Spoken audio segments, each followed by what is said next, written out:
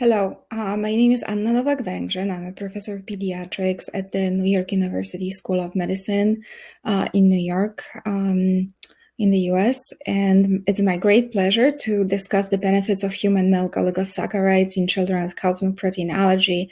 And I only wish we could meet in person and hope that in the future this will be again possible.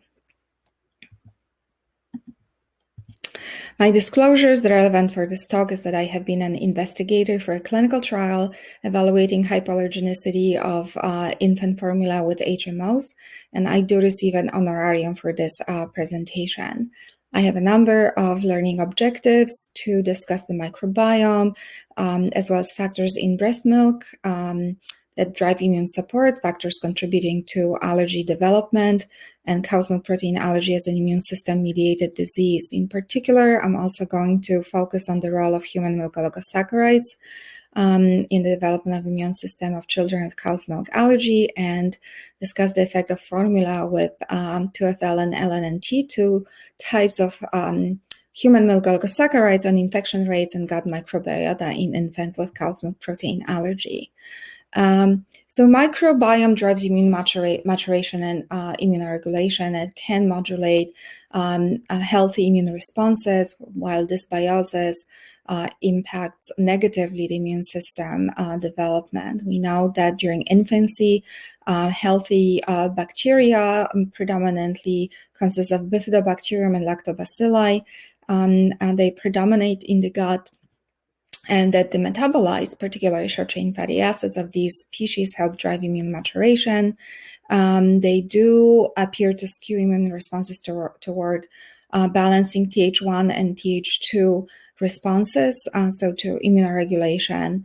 The breastfeeding is, obviously is the gold standard of infant nutrition, but it also is a key factor influencing gut microbiome diversity, as its infants who are breastfed have higher density of lactobacilli and bifidobacteria.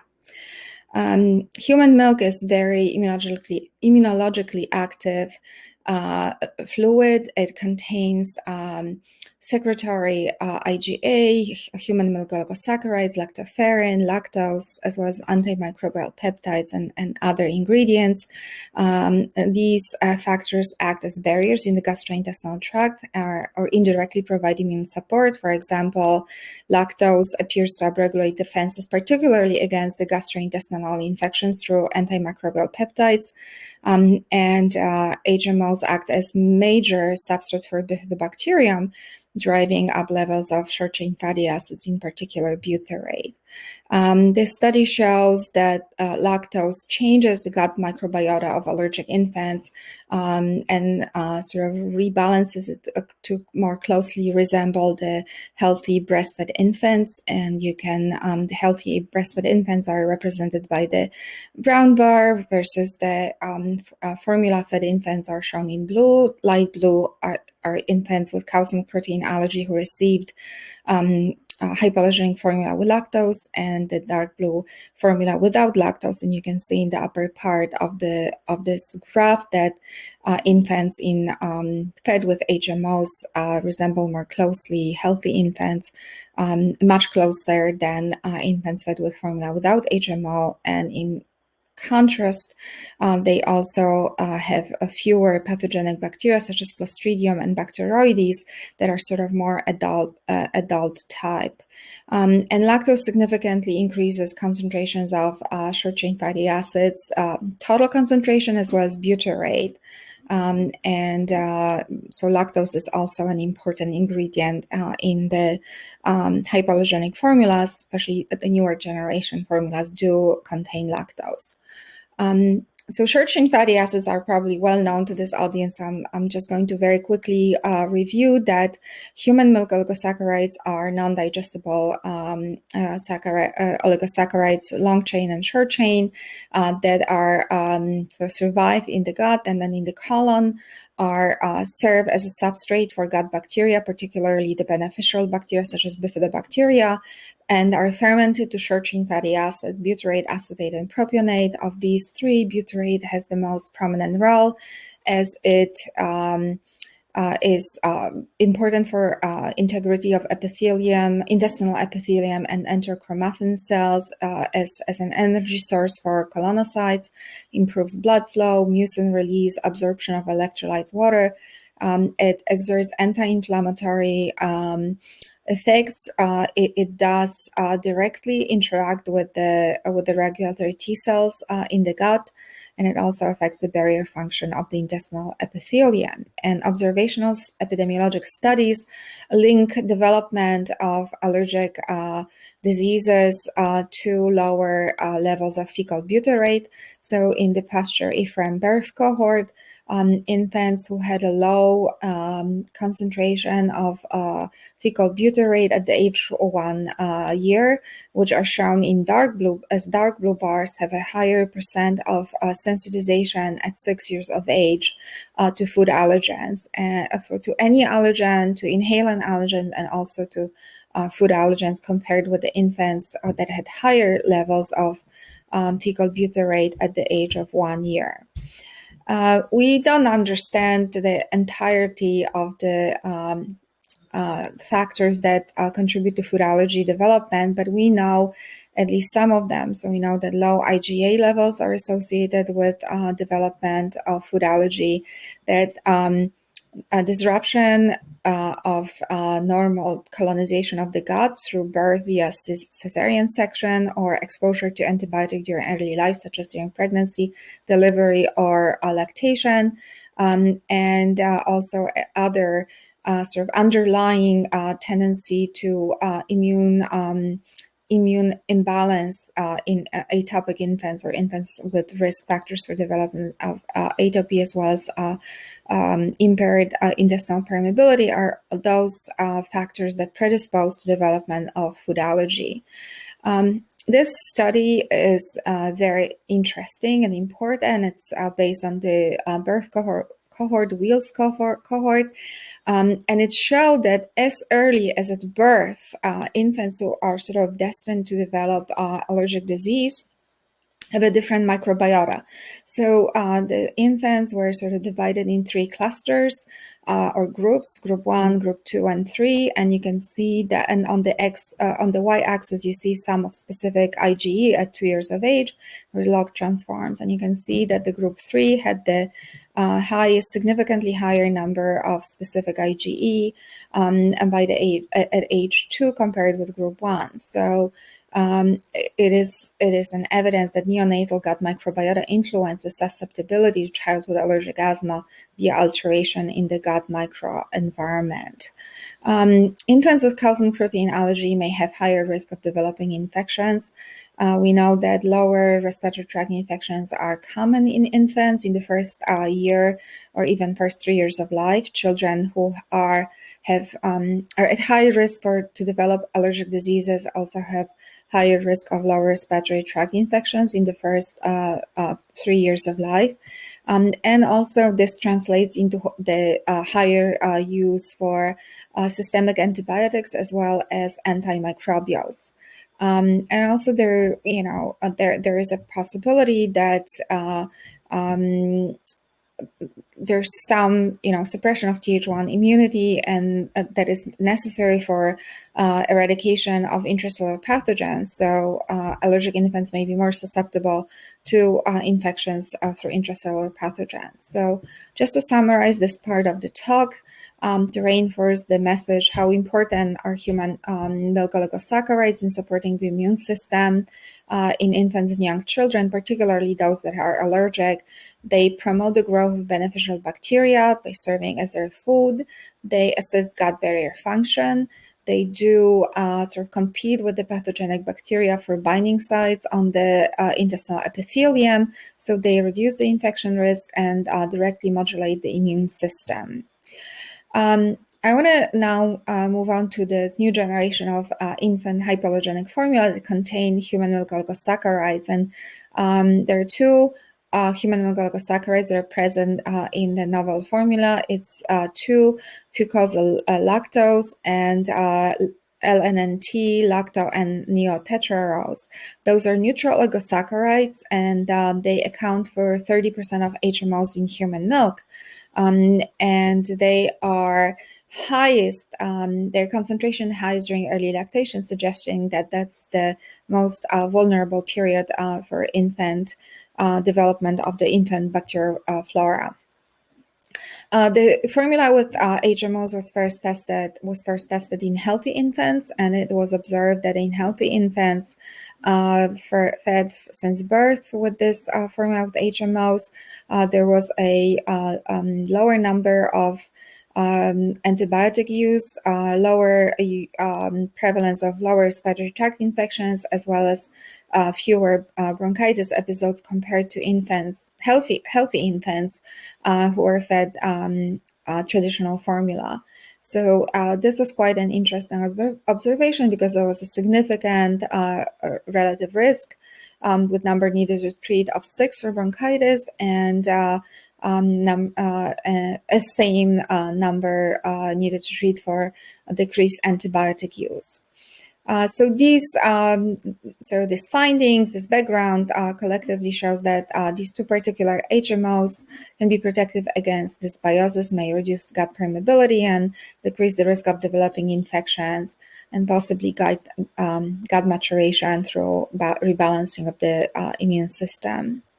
So let's move on to discussing the infant formula, hypoallergenic infant formula in cow's milk protein allergy. What is the evidence? So the first evidence is from the studies that from the clinical trial that was multi-center clinical trial conducted in children with IgE-mediated food allergy in the United States up to age of 4 years. The two formulas that were compared in the study were identical. And the levels of HMOs, so 2FL and LNnT, that were present in the hypoallergenic formula were comparable to those that were found in human milk. Infants and young children participating in the study underwent double-blind placebo-controlled food challenges to both test and control formula. And the result of the test showed that more than 98% of subjects tolerated both test and control formula, and the control formula has already been designated as a hypoallergenic formula, thus meeting the American Academy of Pediatrics stringent criteria for calling a formula hypoallergenic, with the required more than 90% of the cow's milk allergic individuals tolerating the formula under double-blind conditions. And this was the finding from both modified intention to treat analysis as well as per protocol analysis. And even more exciting data were derived from the Cinnamon study, which was a international multi-center clinical trial of more long-term administration of formula with HMO to infants with cow's milk allergy, both IgE as well as non-IgE mediated. This study was designed to investigate whether growth was supported by this new formula,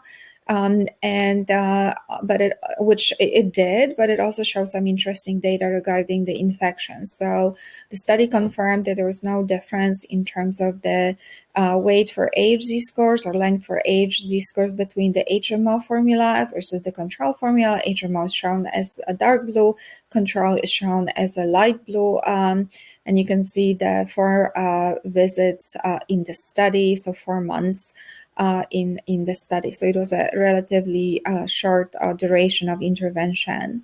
But there's also observed reduction of the relative risk in infections, both lower respiratory tract infections, upper respiratory tract infections, otitis media, as well as gastrointestinal infections, acute diarrhea, but not in other types of viral infections. And this was observed both full analysis set. It was a large study with more than about 180 participants, and also per protocol analysis, which only included those who actually completed the study. This graph compares the reduction of reported lower respiratory tract infections in healthy infants.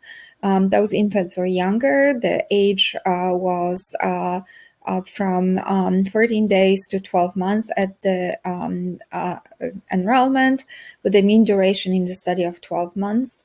Those healthy infants had a significant risk reduction in the lower respiratory tract infections, which hasn't been seen. So statistical significance has not been seen in infants with cow's milk protein allergy who were enrolled at an older age and had a mean duration of follow-up of 8.8 months. There's, as you can see, there's no statistical difference. But when this analysis was done, looking at the reduction in lower and upper respiratory tract infections per month in infants with calcium protein allergy fed with formula with HMOs. Here the test formula is shown as a brown olive bar. The control formula is shown as a dark blue bar. There was a reduction in lower respiratory tract infections in mean number of episodes per month, which wasn't statistically significant, but there was a statistically significant reduction in the upper respiratory tract infections in infants who were fed formula with HMO. And when looking at those data in a different way, using the forest plot, you can see that, again, comparing the full set analysis with the per protocol analysis, they are not significantly different, although there is definitely a trend to reduction in frequency of the infections across the board, although with the confidence intervals crossing the line of 1, except for the full analysis set of infants with otitis media. So it's definitely very interesting observation. It should be confirmed in additional studies. There's also observation there was a trend for reduced medication use in those studies from the baseline to V6 in infants with calcium protein allergy, but it was not statistically significant. So there was a trend for decreased use of antibiotics in the infants fed with the test formula, again shown in the brown color, compared with the infants fed with the control formula, which is identical except that it doesn't contain HMO. And there's also lower use of antipyretics. So perhaps, in the longer study or the larger study, this effect might have been more pronounced. And this is a very exciting new data that will be hopefully presented at this meeting. It does show for the first time that there is a difference in microbiota in infants receiving formula supplemented with 2FL and LNnT, in that there is a lower alpha diversity. So we always think that diversity is a good thing, especially in developing microbiota, but it turns out that actually healthy breastfed infants have a less diverse microbiota. It's just more dominated by bifidobacteria and lactobacilli. And in this graph, you can see that both richness and the specific Shannon index that is used for assigning or estimating diversity is higher in infants fed with the control formula, shown as the gray boxes, compared to the infants fed with the HMO formula containing HMOs. And this is a pretty consistent effect. It was, though, highly statistically significant at visit 6, so at 12 months of age. And this is important because it turns out that infants who are breastfed have the sort of slower shift towards the higher diversity and more adult type microbiota compared to infants who are being fed with the formula. A different way of looking at those results is through the sort of graphing this as clusters. So green and yellow color represent early type microbiota, whereas purple, red, and yellow show the more mature, more late and adult type microbiota. And you can see that at baseline, at V1 and V3, there was no significant difference, but at V6, so at 12 months of age, there is a clear difference. It was statistically significant in the representation of those clusters, with the infants fed with a formula with HMOs having more of the green and blue clusters, so the early type microbiota, and as well as more of sort of this intermediate purple, and significantly less of the yellow type, which is the late microbiota. And on the right, you can see the specific families, phyla of the bacteria, and you can appreciate that, for instance, the actinobacteria at the bottom, which include bifidobacteria, is changing from cluster 1 to cluster 5, and is significantly overrepresented in cluster 1 and cluster 2, and less represented in cluster 5. So there is a difference in the representation of the beneficial bacteria. So to conclude and to summarize the content of this talk, I'm going to reinforce some of the messages. The first is that microbiome plays a crucial role in supporting development of the infant immune system. Particularly lactose and human milk oligosaccharides that are present in breast milk support the developing immune system,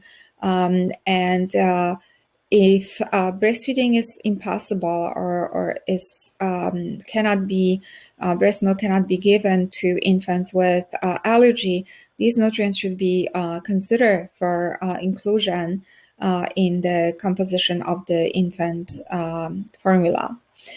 There is a number of factors that contribute to the development of allergic disease, such as microbial dysbiosis, immune disturbances, gut permeability, and others. Cow's milk allergy is an immune-mediated disease, both Ig as well as non-Ig mediated. And for infants with cow's milk protein allergy, human milk oligosaccharides play a role in protection against allergic disease through several actions. Whey-based, extensively hydrolyzed formula with 2FL and LNnT are safe and well tolerated by both healthy, by cow's milk protein allergy infants, and appear protective against several infections, and possibly reduce medication use such as systemic antibiotics and antipyretics in this infant. And finally, feeding a whey-based, extensively hydrolyzed formula with 2FL and LNnT human milk oligosaccharides was associated with lower microbial diversity and reduced gut microbiota at the age of 12 months.